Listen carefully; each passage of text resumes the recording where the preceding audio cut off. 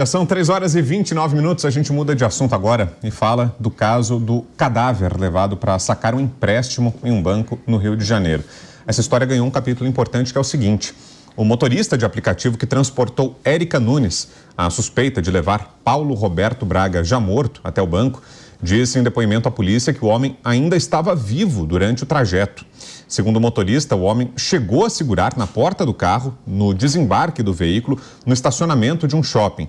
Em seguida, Érica o colocou em uma cadeira de rodas.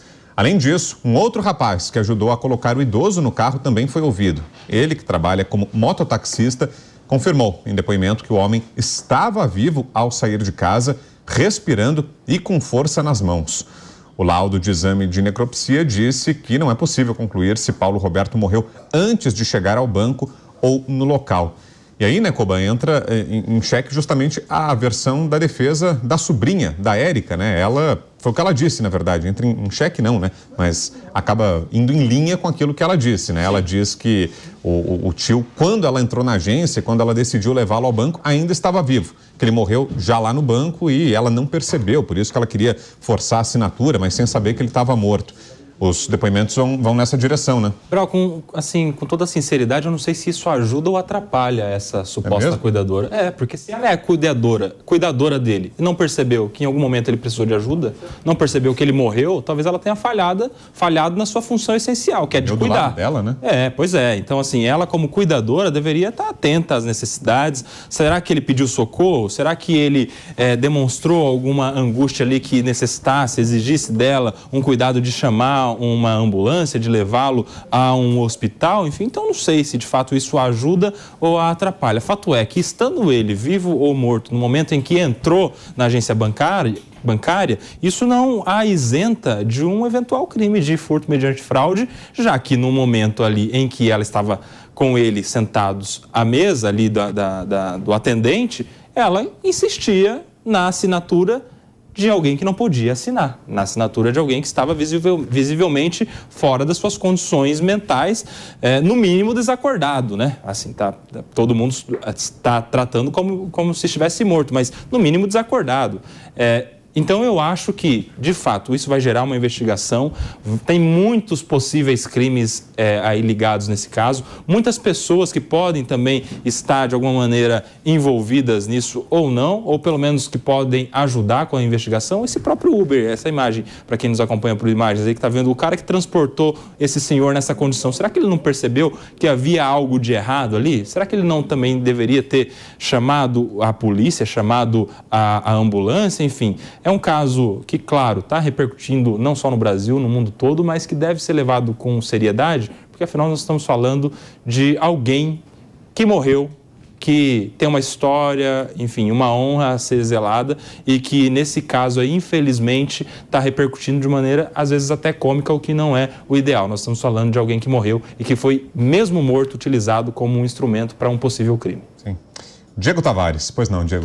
Não, só em acréscimo, acho que a fala do Koba foi perfeita. E também, Koba, não só a ilicitude formal a respeito disso, mas também esse aspecto da degradação social. Ela é sobrinha dele, salvo engano, né?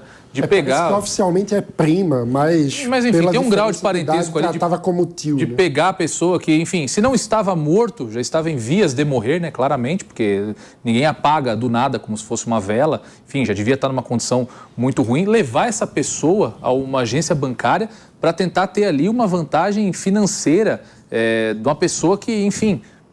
claramente não teria condições de arcar com o valor desse empréstimo. Então, enfim, uma situação, acho que muito triste até, não só também do aspecto legal, mas sobre o aspecto social. Agora, uma conjectura que eu queria fazer aqui, claro, o motorista do Uber aí, ele tem direito a toda a presunção de boa-fé que a própria lei garante a ele.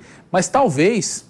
E eu me pergunto se essa declaração dele de que, olha, ele estava aqui no carro, estava vivo, estava bem, não seja tentando ele se isentar, né? Tirar o dele da reta, porque, de certa forma, se ele disser que observou que a pessoa não estava bem, mas mesmo assim o levou até uma agência, não prestou socorro que porventura fosse necessário, também pudesse se complicar. Então, ou transportou um morto mesmo, né? Eu me questiono se ele não está dizendo isso para tentar livrar o dele. Olha, se aconteceu alguma coisa, se o senhor perdeu a vida, não foi aqui dentro do meu carro. E vamos deixar claro, se ele está como investigado, como alguém que poderia ter prestado um socorro e não prestou, ou seja, nem que seja pelo crime de omissão de socorro propriamente dito e não pelos outros crimes que tentou ou teria tentado essa suposta sobrinha, ele pode mentir, tem esse detalhe também, né? Então ele não precisa ter o compromisso de dizer a verdade, por isso mesmo aqui. Ele estava vivo no carro. Se ele for investigado, aí ele não tem compromisso. Se ele for investigado por uma possível omissão de socorro, que também é crime, né? Entendi. Ele poderia mentir. E será que faz sentido isso, ou, mano? Tem que ser levantada também essa hipótese de possível descompromisso do motorista, então a gente tem que ter um passo atrás com esse depoimento do motorista do aplicativo? Acho que é importante que as autoridades façam todas as perícias necessárias nesse caso para a gente se aproximar o máximo possível da verdade, né? Agora, o que eu acho mais triste é que, na prática, a gente está falando de alguém que não teve direito ao seu leito de morte, né? Que, no mínimo, morreu num deslocamento à revelia de sua vontade numa agência bancária.